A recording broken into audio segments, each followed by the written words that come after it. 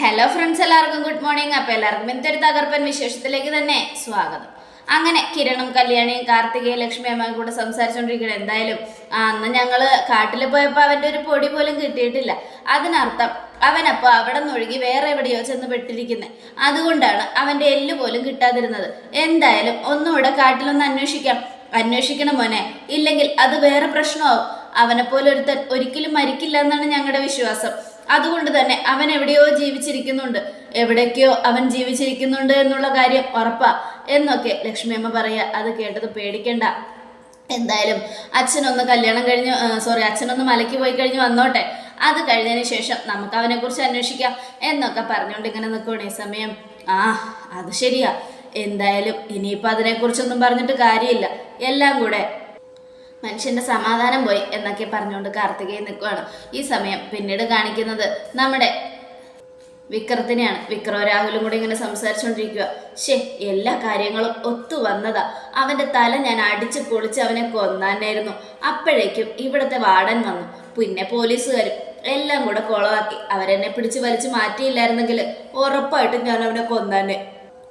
ഗംഗേട്ടൻ മരിച്ചതുകൊണ്ട് ഇനിയിപ്പോൾ നമുക്ക് കൂടുതൽ ഒന്നും കിട്ടാൻ പോകുന്നില്ല മകളെ. എന്തായാലും ഇനി നമ്മൾ തന്നെ പുറത്തിറങ്ങണമെന്ന് എൻ്റെ തോന്നല്. അത് ശരിയാടാ, നമ്മൾ തന്നെ പുറത്തിറങ്ങിയാലേ ഇനി രക്ഷയുള്ളൂ. എന്തൊക്കെയായാലും ആ കാർത്തികയുടെ കല്യാണം നടക്കുമെന്നുള്ള കാര്യം ഉറപ്പാ. ഗംഗേട്ടൻ അത് മുടക്കാൻ വേണ്ടിയാ പുറത്തിയാടിയത്. പക്ഷേ ദൈവം അതിന് സമ്മതിച്ചില്ല. ഗംഗേട്ടനെ അങ്ങ് വിളിച്ചു. പക്ഷെ അവൻ മരിച്ചിട്ടുണ്ടാവൂടാ. മരിച്ചിട്ടുണ്ടാവും, മരിക്കാതെ പിന്നെ എവിടെ പോവാനാ? മരിച്ചില്ലെങ്കിൽ ഇപ്പൊ ഗംഗേട്ടൻ നമുക്കരികിലേക്ക് വരേണ്ടതല്ലേ? അത് ശരിയാണ്. അവൻ മരിച്ചില്ലായിരുന്നെങ്കിൽ നമ്മൾ ആഗ്രഹിച്ചതുപോലെ എല്ലാം നടന്നായിരുന്നു. എല്ലാം ഇനിയിപ്പോ അതിനെക്കുറിച്ച് പറഞ്ഞിട്ട് കാര്യമൊന്നുമില്ലല്ലോ. എന്ത് ചെയ്യാനാ, എല്ലാം കഷ്ടകാലം എന്നൊക്കെ പറഞ്ഞുകൊണ്ട് നമ്മുടെ രാഹുൽ ഇങ്ങനെ ആലോചിച്ചുകൊണ്ടിരിക്കുക. ഈ സമയം എന്തായാലും എനിക്കൊരേ ഒരു ആഗ്രഹമുള്ളൂ, എൻ്റെ മോളും പിന്നെ ആ കിരണും കൂടെ ഒന്നിക്കണം. അതിന് കല്യാണി മരിക്കണം. എൻ്റെ അങ്കിളെ, ഇപ്പോഴും നിങ്ങൾക്ക് ചിന്തിക്കാനുള്ള ബുദ്ധി പോലും ഇല്ലെന്നാ എൻ്റെ വിശ്വാസം. അതെന്താണ് നീ അങ്ങനെ പറഞ്ഞത്? കല്യാണിയെ മറന്നിട്ട് കിരണിനൊരു ജീവിതം ഇല്ല. അവള് മരിച്ചാലും ഒരിക്കലും കിരൺ കല്യാണിയെ മറന്ന് സരയുവിനെ കല്യാണം കഴിക്കില്ല. അങ്ങനെ ജീവിക്കാനും അവന് പറ്റില്ല. അങ്ങനെയുള്ളപ്പോ എങ്ങനെയാ അവൻ സരയുവിനെ കല്യാണം കഴിക്കുന്നത്? എടാ, ഇപ്പൊ 2 കുഞ്ഞുങ്ങളാ അവന്റെ തലയിലുള്ളത്. ഒന്ന് കല്യാണിയുടെയും കിരണിന്റെയും കുഞ്ഞ്, പിന്നൊന്ന് സരയുന്റെയും മനോഹറിന്റെയും കുഞ്ഞ്. എടാ, സരയുവിനെ അവന് ഇഷ്ടമില്ലെങ്കിൽ ആ കുഞ്ഞിനെ അവന് ഭയങ്കര ഇഷ്ടമാടാ. ചിലപ്പോ ആ കൊച്ചിന് വേണ്ടി അവൻ സരയുവിനെ കല്യാണം കഴിച്ചാലോ? ഒന്ന് പോങ്ങളെ, അതൊക്കെ അങ്കളുടെ വെറും തോന്നല. ഈ ജന്മം അത് നടക്കില്ല. അങ്കൾ എന്തൊക്കെ ചെയ്താലും, ഈ ഭൂമി തന്നെ തലകീഴായി നിർത്തിയാലും ഒരിക്കലും സരയുവിനെ കല്യാണം കഴിക്കാൻ കിരൺ സമ്മതിക്കില്ല എന്നുള്ള കാര്യം ഉറപ്പാ. അതൊക്കെ ഇനിയിപ്പോൾ പറഞ്ഞിട്ട് കാര്യമില്ല. എന്തായാലും നമുക്ക് നമ്മുടെ കാര്യങ്ങൾ ചിന്തിക്കാം. എന്തൊക്കെ സംഭവിച്ചാലും അവരുടെ നാശം അത് കാണാനാ ഞാൻ കാത്തിരിക്കുന്നത് എന്നൊക്കെ പറയാ. എന്നാലും എൻ്റെ മോളുടെ ജീവിതം നന്നാവണമെങ്കിൽ ആ കിരൺ അവളെ കല്യാണം കഴിക്കണം. ഈ അങ്കിൾ ഈ ചിന്ത മാറ്റാത്ത എന്താ? ഈ ചിന്ത മാറ്റിയിട്ട് അവരെയൊക്കെ എങ്ങനെ കൊല്ലണമെന്ന് തീരുമാനിക്കങ്ങളെ എന്നൊക്കെ പറയാ. ഇത് കേട്ടതും നമ്മുടെ രാഹുൽ ഓരോന്ന് ആലോചിച്ചിങ്ങനെ ഇരിക്കുക. സത്യം പറഞ്ഞാൽ ആ മനോഹറിനെ കയ്യിൽ കിട്ടിയിരുന്നെങ്കിൽ കൊല്ലാനുള്ള അവസരം ഞാൻ പാഴാക്കില്ലായിരുന്നു. ആ പോലീസുകാർ വന്നില്ലായിരുന്നെങ്കിൽ, അവൻ ചത്തിരുന്നെങ്കിൽ എൻ്റെ മോൾക്ക് അതൊരു ആശ്വാസമായിരുന്നു. അങ്ങനെ അവള് ഹോസ്പിറ്റലിൽ തേടിയും പോയി അവനെ കൊല്ലാൻ. പക്ഷെ ഹോസ്പിറ്റലിൽ എത്തിയതും അവനെ ശ്വാസം മുട്ടിച്ചോണ്ടിരിക്കുമ്പോൾ ഡോക്ടർമാർ വന്നു. ആ സമയത്ത് അവൻ ചത്തിരുന്നെങ്കിൽ അവള് ജയിലിൽ പോയാലും പെട്ടെന്ന് തന്നെ അവൾക്ക് ഇറങ്ങാൻ പറ്റും, അവളുടെ രോഗത്തിന്റെ കാര്യം ഓർത്തു കഴിഞ്ഞാൽ. അതുകൊണ്ട് തന്നെ കിരണിനെ കല്യാണം കഴിക്കാനും പറ്റുമായിരുന്നു. വീണ്ടും അവൾ കറങ്ങിത്തിരിഞ്ഞ് അതിൽ തന്നെ എത്തി. അങ്കിള് അതിനെക്കുറിച്ച് ചിന്തിക്കേണ്ടെന്ന് ഞാൻ പറഞ്ഞില്ലേ, അതൊന്നും നടക്കാൻ പോകുന്നില്ല. എന്തായാലും അങ്കിള് ബാക്കിയുള്ള കാര്യങ്ങൾ തീരുമാനിക്കും. എന്തൊക്കെ സംഭവിച്ചാലും ശരി, ആ കല്യാണിയും കിരണും ഒക്കെ മരിക്കണം, അതാണ് നമ്മുടെ ആഗ്രഹം എന്നൊക്കെ പറഞ്ഞുകൊണ്ട് നമ്മുടെ ഇതിങ്ങനെ വിക്രം ഇങ്ങനെ മനസ്സ് മാറ്റുമോ രാഹുലിന്റെ. ഈ സമയം പിന്നീട് കാണിക്കുന്ന കല്യാണിയാണ്. ചേച്ചി, കാദംബരി ചേച്ചി, എന്താ മോളെ? ഇതെന്താ ചേച്ചി? ഞാൻ പറഞ്ഞതല്ലേ വിളക്കിൽ എണ്ണ ഒഴിച്ചുകൊണ്ടേ ഇരിക്കണമെന്ന്. നോക്ക്, വിളക്ക് അണഞ്ഞു പോകാൻ പാടില്ലെന്ന് ചേച്ചിക്ക് അറിഞ്ഞൂടെ? അയ്യോ മോളെ, ഞാൻ ഒഴിച്ചതായിരുന്നു. എന്നിട്ടാണോ വിളക്കിൽ കാണാത്തത്? എണ്ണ ഒരു തുള്ളിയില്ല എന്നും പറഞ്ഞുകൊണ്ട് നമ്മുടെ കല്യാണി വിളക്കിൽ എണ്ണ ഒഴിച്ചു കൊടുത്തോണ്ടിരിക്കുക. അപ്പോഴത്തേക്കും പ്രകാശനും രതീഷും എത്തി. ദേ അച്ഛനെത്തി എന്നും പറഞ്ഞുകൊണ്ട് അവരോട് ഉമ്മറത്തേക്ക് ചെല്ലുക. ആ അപ്പോൾ നമ്മുടെ രതീഷും പ്രകാശനും കൂടെ വരിക. എങ്ങനെയുണ്ടായിരുന്നു യാത്രയൊക്കെ? ആ നല്ല അസലായിരുന്നു. അങ്ങോട്ട് പോയപ്പോൾ ചെറിയ ഞാൻ മല കയറിയപ്പോ ഇത്തിരി തളർന്നു പോയായിരുന്നു, കതച്ചു. പക്ഷേ പുള്ളിക്കാരനുണ്ടല്ലോ നല്ല സ്പീഡായിട്ടാ മലയിലോട്ട് കയറിയത്. കയറുമ്പോൾ കുഴപ്പമൊന്നും തോന്നിയില്ല മക്കളെ. കയറിയപ്പോൾ മുഴുവനും പ്രാർത്ഥനയായിരുന്നു, നിങ്ങൾക്കൊന്നും ഒരബദ്ധം വരരുത്, കല്യാണി മോളുടെ ജീവിതം സന്തോഷകരമാകണം, കാർത്തിക മോളുടെ കല്യാണം നന്നായിട്ട് നടക്കണമെന്നൊക്കെ. ആ പ്രാർത്ഥനയൊക്കെ പ്രാർത്ഥിച്ചുകൊണ്ട് കയറിയതുകൊണ്ട് മല കയറാൻ ഒരു ബുദ്ധിമുട്ടും ഉണ്ടായില്ല. പിന്നെ തിരിച്ചിറങ്ങിയപ്പോഴാ ഇത്തിരി ബുദ്ധിമുട്ട് തോന്നിയത് എന്നൊക്കെ പ്രകാശം പറയുക. അത് കേട്ടതും ആ അച്ഛൻ പേടിക്കണ്ട, മലയൊക്കെ കയറിയതുകൊണ്ട് ഇനിയിപ്പോൾ അച്ഛന് ഹാർട്ടിന് കുഴപ്പമൊന്നുമില്ലെന്നാ തോന്നുന്നേ അല്ലേ അച്ഛ? അതെ മോനെ, എനിക്കിപ്പോൾ ഒരു കുഴപ്പമില്ല. ആകെയുള്ളൊരു ടെൻഷൻ കാർത്തിക മോളുടെ കല്യാണം നല്ല രീതിയിൽ നടന്നു കഴിഞ്ഞാൽ പിന്നെ ആ ടെൻഷൻ അങ്ങ് മാറും. അച്ഛൻ പേടിക്കണ്ട, കല്യാണം നമുക്ക് നല്ല അടിപൊളിയായിട്ട് തന്നെ നടത്താം. അച്ഛൻ സമാധാനമായിട്ടിരിക്കും എന്നൊക്കെ പറഞ്ഞുകൊണ്ട് നമ്മുടെ കിരൺ ഇങ്ങനെ ആശ്വസിപ്പിക്കുക. ഈ സമയം അച്ഛന് വേണ്ട ഭക്ഷണമൊക്കെ ദേ ലക്ഷ്മിയമ്മ ഉണ്ടാക്കി വെച്ചിട്ടുണ്ട്, രതീഷേട്ടനും ബാ ഒരുമിച്ചിരുന്ന് കഴിക്കാം. അത് കേട്ടതും ശരി, ഞങ്ങളൊന്നൊന്ന് ഫ്രഷ് ആയിട്ട് വരാം എന്നും പറഞ്ഞുകൊണ്ട് അകത്തേക്ക് പോവാം. ഇപ്പം രണ്ട് മക്കളുടെയും ടെൻഷൻ മാറിയില്ലേ? അച്ഛൻ ഒരാപത്തും കൂടാതെ തിരിച്ചെത്തി. എന്താ പോരെ? മതി, ഇടയ്ക്ക് നമുക്ക് കൊണ്ടുപോയി ഒന്ന് ബോഡി ചെക്കപ്പ് നടത്താം, ECG ഒക്കെ ഒന്ന് എടുത്ത് നോക്കാം. എന്താ പോരെ? മതി കിരണേട്ടാ എന്നും പറഞ്ഞുകൊണ്ട് കല്യാണിയും കാർത്തികയും അകത്തേക്ക് പോവാ. അപ്പൊ ബൈജു, അളിയ ഉമ്മക്കും പോകണ്ടേ ശബരിമലയ്ക്ക്? എടാ പോകാടാ, വൃശ്ചിക മാസം കഴിയട്ടെ, അത് കഴിഞ്ഞാൽ ഉടനെ നമുക്കും പോവാം. എന്താ പോരെ? മതി അളിയ, അപ്പോഴത്തേക്ക് നിന്റെ കാലുവേദന ഒന്ന് ശരിയാവും എന്നൊക്കെ പറഞ്ഞുകൊണ്ട് കിരൺ ബൈജുവിനെ ചേർത്ത് പിടിക്കുക. ഈ സമയം ബൈജു ഭയങ്കര സന്തോഷത്തോടെ ഇങ്ങനെ നിൽക്കുക. ഇതേ സമയം പിന്നീട് കാണിക്കുന്നത് സരയുനെയാണ്. ഓഫീസിൽ ഓരോന്നിങ്ങനെ ആലോചിച്ചുകൊണ്ടിരിക്കുക.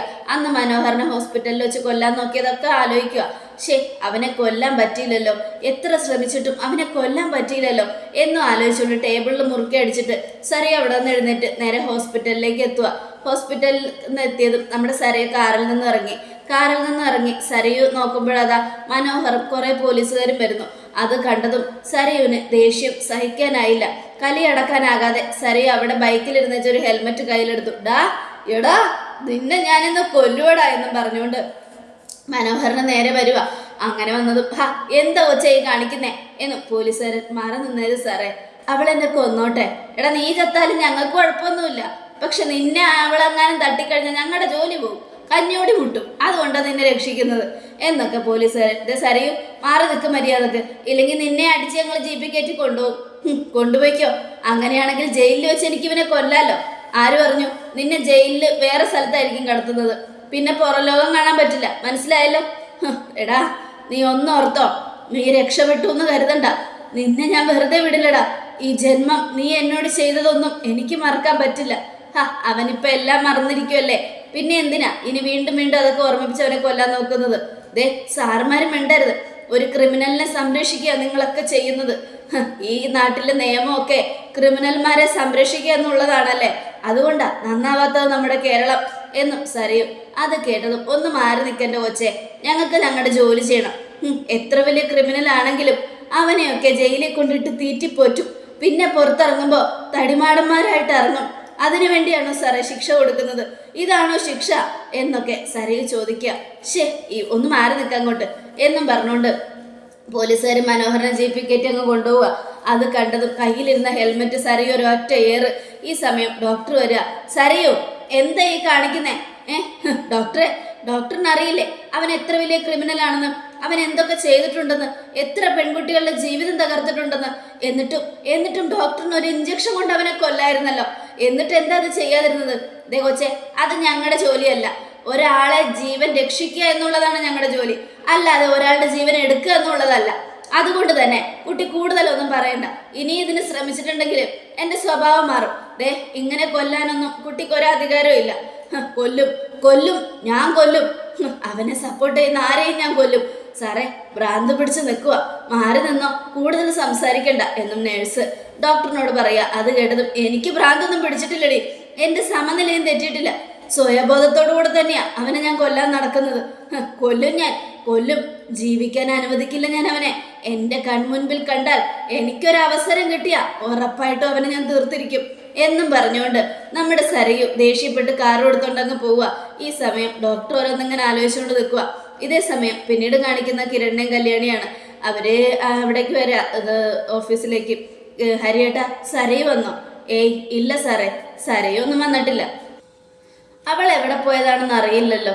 എന്തൊക്കെ ചെയ്തിട്ടും ഒരു കാര്യമില്ല. എത്ര മനസ്സിലാക്കുന്നുമില്ല. ഇന്ന് സൈറ്റിലേക്കൊക്കെ പോകാനിരുന്നതാ, അപ്പോഴാ അവളെ കാണാതായത്. എവിടെ പോയെന്ന് ഒരു പിടിയില്ല. ഇപ്പോൾ ജോലിയിലൊന്നും അത്ര ശ്രദ്ധ കാണിക്കുന്നില്ല സാറേ എന്നൊക്കെ പറഞ്ഞുകൊണ്ടിങ്ങനെ നിൽക്കുമ്പോൾ സരയു വരിക. സരയു, നീ ഇതെവിടെയായിരുന്നു? പോയതാ കൊല്ലാൻ അവനെ. പക്ഷെ അവിടെ ചെന്നപ്പോഴത്തേക്കും അവനും പോലീസുകാരും കൂടെ എങ്ങോട്ടോ പോയി. ഇനി അവനെ വേറെ ഹോസ്പിറ്റലിലേക്ക് കൊണ്ടുപോയതാണോ ജയിലിലേക്ക് കൊണ്ടുപോയതാണോ എന്നൊന്നും അറിയില്ല. പക്ഷെ ആകെ മൊത്തം എൻ്റെ സമാധാനം പോയി. സമാധാനം മുഴുവനും ഇല്ലാതായി. ഞാൻ അത്രയ്ക്ക് സങ്കടത്തില. അവനെ കൊല്ലാൻ നിങ്ങളൊക്കെ എന്നെ സഹായിക്കുമെന്ന് കരുതി ഞാൻ ഒരുപാട് പ്രതീക്ഷിച്ചു. പക്ഷെ എൻ്റെ പ്രതീക്ഷകളൊക്കെ നഷ്ടപ്പെട്ടു. എന്നാലും നിങ്ങൾ എന്നെ സഹായിച്ചില്ലല്ലോ. വേണ്ട, എന്നോട് മിണ്ടണ്ട എന്നൊക്കെ പറഞ്ഞുകൊണ്ട് സരയാകെ ടെൻഷൻ അടിക്കുക. സരയു, നീ എന്ത് മന്ദബുദ്ധിത്തരോ സരയു കാണിക്കുന്നേ? നീ അവനെ കൊല്ലാൻ ചെന്നാലും നിന്നെ പോലീസുകാർ പിടിച്ച് അകത്തിടും. ഇട്ടുവട്ടേടാ, എനിക്കതിൽ ഒരു പ്രശ്നമില്ല. നിനക്ക് എന്നെ ജോലിക്ക് വയ്ക്കാൻ താല്പര്യമില്ലേ? നീ എന്നെ പിരിച്ചുവിട്ടോ, ഞാൻ പൊയ്ക്കോളാം. ഇവിടെ ജോലി ചെയ്യാൻ എനിക്ക് ഒരു യോഗ്യത ഇല്ലെന്ന് എനിക്കറിയാം. പക്ഷേ എന്നിട്ടും നീ എന്നെ ഇവിടെ നിർത്തിയിരിക്കുന്നത് നമ്മുടെ ബന്ധങ്ങൾ കാരണമുള്ള ഒരു ഇതിലാണെന്ന് എനിക്കറിയാം. അങ്ങനെയൊന്നും അല്ല സരയും. പക്ഷെ ഒരു കാര്യം ഞാൻ പറയാം, എന്നെ ഇവിടെ നിന്ന് പുറത്താക്കിയാലും എൻ്റെ മോളെ നീ നിൻ്റെ വീട്ടിൽ നിന്ന് പുറത്താക്കരുത്. അവളെക്കുറിച്ച് ഓർത്ത് മാത്രമേ എനിക്ക് ടെൻഷനുള്ളൂ. അവളുടെ കാര്യം ഓർക്കുമ്പോഴാണ് എൻ്റെ ഹൃദയം നിന്ന് പോകുന്ന വേദന. പാവം എൻ്റെ കുഞ്ഞ്, അവളൊരു തെറ്റും ചെയ്തിട്ടില്ല. അങ്ങനെയുള്ളപ്പോൾ അവളെ ഒന്നും ശിക്ഷിക്കരുത് കിരണേ. എന്തൊക്കെയാ സരയു നീ വിളിച്ചു പറയുന്നേ? അങ്ങനെ ഞങ്ങൾ ചെയ്യോ? അങ്ങനെ ചെയ്യില്ലെന്നറിയാം. എന്നാലും നിന്നോട് പറയുക, ഞാനിവിടെ നിനക്കൊരു ഭാരമാണെങ്കിൽ എന്നോട് പറഞ്ഞാൽ മതി, ഞാൻ പൊയ്ക്കോളാം. പക്ഷെ ഞാൻ വിചാരിച്ചത് നീയും കല്യാണിയും ഒക്കെ എന്നെ സഹായിക്കുമെന്നാ. മനോഹരനെ കൊല്ലാനായിട്ട് ഒരാളുടെ ജീവൻ എടുക്കാനുള്ള ഇതൊന്നും നമുക്കില്ലല്ലോ സരയു. അപ്പൊ പിന്നെ അതിനെക്കുറിച്ച് പറയേണ്ട കാര്യമുണ്ടോ? വേണ്ട കല്യാണി, വേണ്ട. ഗംഗാപ്രസാദിനെ ജീവൻ നിങ്ങൾ എടുത്തില്ലേ? നിങ്ങളുടെ കുടുംബത്തിന് ഭീഷണിയുള്ള ഒരുത്തൻ്റെ ജീവൻ നിങ്ങൾ എടുത്തു. എന്നാ എനിക്ക് ഭീഷണിയുള്ള ഒരുത്തൻ അവനെ ഒരിക്കലും കൊല്ലാൻ നിങ്ങൾക്ക് പറ്റുന്നില്ല എന്ന് ഓർക്കുമ്പോൾ എൻ്റെ സങ്കടം കുറച്ചൊന്നും അല്ല കല്യാണി എന്നൊക്കെ പറഞ്ഞുകൊണ്ട് സരയു കരയുക. സരയു, എന്താ സരയു ഇത്? നീ വാ, ഓഫീസിലേക്ക് വാ. ഇല്ല, എനിക്ക് ഒരാളെ കൂടെ കാണാനുണ്ട്, ഇപ്പോഴാ അത് ഓർത്തത് എന്നും പറഞ്ഞുകൊണ്ട് നമ്മുടെ സരയു കാരക്കറി അങ്ങ് പോവുക. ഈശ്വര, ഇവളുടെ പോക്ക് എങ്ങോട്ടാ? ഒരു പിടിയും കിട്ടുന്നില്ലല്ലോ കിരണേട്ടാ. എനിക്കും അറിയില്ല ഇനി എന്ത് ചെയ്യുമെന്ന്. ഇവളാകെ സമനില തെറ്റി നടക്കുക മനോഹരനെ കൊല്ലാൻ. എന്തായാലും മനോഹരനെ കൊണ്ടുപോയിട്ടുണ്ടെങ്കിൽ ഒന്നെങ്കിൽ വേറെ ഹോസ്പിറ്റലിലേക്കായിരിക്കും, അതും അല്ലെങ്കിൽ ചിലപ്പോൾ ജയിലിലേക്കായിരിക്കും എന്നൊക്കെ പറഞ്ഞുകൊണ്ട് അവനിങ്ങനെ ഇരിക്കും. ഇനി രാഹുലുള്ളടത്തേക്ക് കൊണ്ടുപോയാൽ ചിലപ്പോൾ അവൻ്റെ തലയ്ക്കടിച്ച് വീണ്ടും രാഹുൽ അവനെ കൊല്ലാൻ ശ്രമിക്കും, മകളുടെ ഉപദേശം കേട്ട് എന്നൊക്കെ പറഞ്ഞുകൊണ്ടിങ്ങനെ നിൽക്കുക. പിന്നീട് കാണിക്കുന്ന സരയുനെയാണ്. സരയു രാഹുലിൻ്റെ അടുത്തെത്തി.